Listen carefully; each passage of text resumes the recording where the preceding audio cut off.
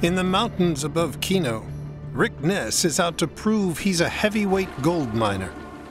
In his 4th season, he's chasing a mammoth 2,000 ounces, more than he banked his first 2 seasons combined. Now I'm looking at some other sections, of my claims here, hopefully with some great gold. Tired of only being able to find small scores in Keno's patchy ground, Rick's ready to swing for the fences and wants to find one of Keno's infamous hotspots. Hey, Troy. Hey, Rick, how are you? Right? Rick's called on 2 of the men with the most experience of the region, landlord Troy Taylor and placer geologist William LEBARGE, to help him locate a rich streak. Good to see you. Good to see you, Bill. Thanks for coming. I've got the 2 most knowledgeable people in the valley here with me right now. I don't think I'm going to do much better than that. I'm looking to move to some different ground here on site, obviously, but I just was wondering where you guys have had some real good luck around here, you know? I mean, what is really significant is this was like a relative hotspot. We had cleanup after cleanup after cleanup. It was kind of like our glory days. But what kind of numbers were you looking at over here? It was like a week of, probably less than a week of sluicing, and one cleanup we had was like 450 ounces. Wow, that's incredible. And you're talking about near $1 million in less than a week. It really doesn't happen very often. Yeah. But I'm just worried about you going into this ground because we had that good year in '98 right in here. I remember coming up in March '99 to move over 100 feet of overburden. Spent a ton of money and fuel and wages. But when we got down to it, we just didn't have enough volume of pay to pay for all the costs of getting down there. Yeah. And it was a disaster for us. If we had just been 10 yards over more, it would have been a world of difference. To go down 100 feet and to have 10 yards make that much of a difference, that's pretty scary. The streak of pay that Troy missed could net Rick 3,000 ounces of gold, worth over $5 million, if he can locate it precisely. We just have to know exactly where that edge of bedrock is. Yeah, everything you're saying kind of makes sense. You know, if we can nail that channel, get down to it dead nuts on, there's great potential there. We can do some resistivity geophysics across that area. And that'll give us some information that we can use to make some decisions on what you might want to open up. Let's get out the first line. This is the resistivity meter, so it's going to be the instrument that's actually taking the readings. Rick's season now rides on whether he can locate the paleo channel and the deep, rich pay layer that promises great gold. Okay. Yeah, it's starting to show the resistivity values. This looks good so far. We're able to see the silt layer that turns out quite well. We also see the bedrock contact coming in here. And in between, I think, is the paleo channel. Well, that's perfect. What did you find out? She's deep, brother. Yeah, how deep? Well, depending on where you go in here, I got a bedrock hole here at 210 feet. That's a lot. You can say the deepest I did with Parker was about 40 feet, and I don't think anybody's done this much, have they? No. We're looking at, over 1 million yards of overburden that has to be moved. Wow, that's a lot. It really is. Already halfway through the season, Rick has to reach pay in less than 3 months, or it's game over.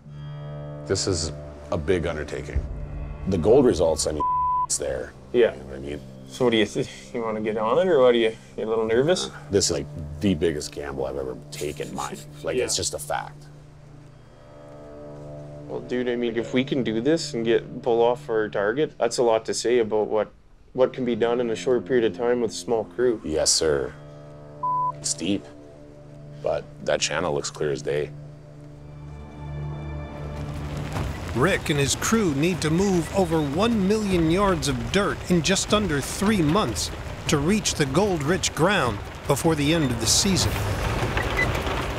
Rick's best shot at getting to the gold in time is the monster 475 Dozer. We've got a lot of dirt here to move and a lot to move quick, and that Dozer's definitely the machine to do it. The 475 has an 8 by 20 foot wide blade that moves twice as much dirt in one push as a rock truck. Thing's built to move mountains, and you know, this thing's pretty sweet.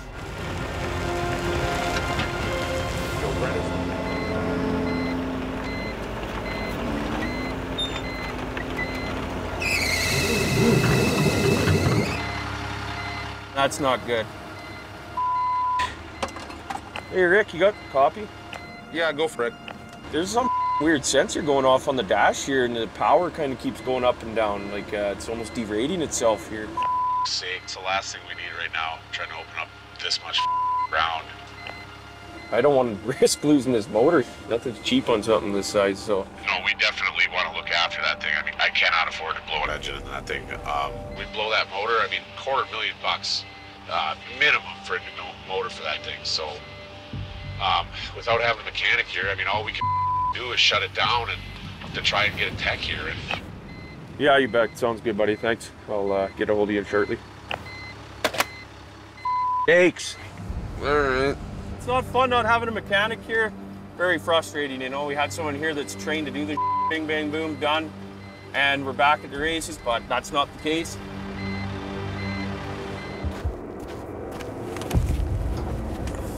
He calls in local mechanic Rob Baillie in the hopes he can get the monster machine up and running. So what do you think it is, buddy? There's so many things that could be wrong with it, yes. there's a ton of dirt to move in. We're going from trying to open up a huge payday to, you know, possibly going bankrupt here. If we don't have that machine, I'm gonna be so. It's becoming a big problem.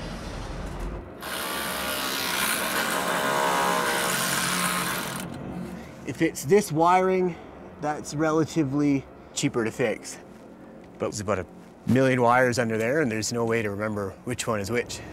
Now I have to test ohms, which is a measure of the resistance, which is basically how hard it is for the electricity to flow through the wire. So lower is better for wiring. Yep. That's concerning. And this one's not beeping at all, which is not a good sign. Which means there might be something in this connector, some dirt or something. Okay, let's see if I can get this in.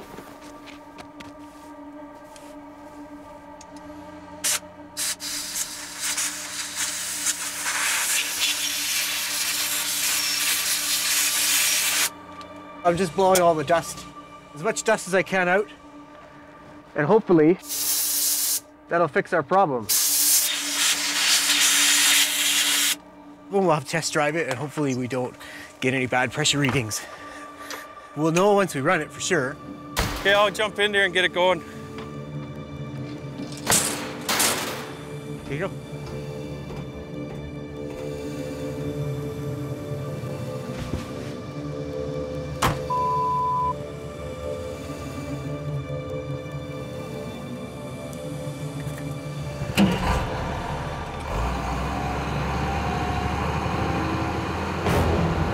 That's more like it.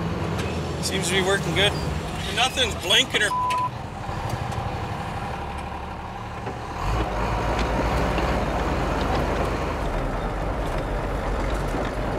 Taken down by dust particles in a connector, the $500,000 Dozer is back in action. That was a simple fix at the end of the day. A bunch of this ground done so we could get down to pay and run a bit here before the end of the season. We got lucky on this one, man. I think this is going just about as good as it can at the moment. I mean, if we're gonna hit our 2,000 ounce gold, we gotta get to the bottom of this, and this 475 is gonna get us there. So, onward to the gold.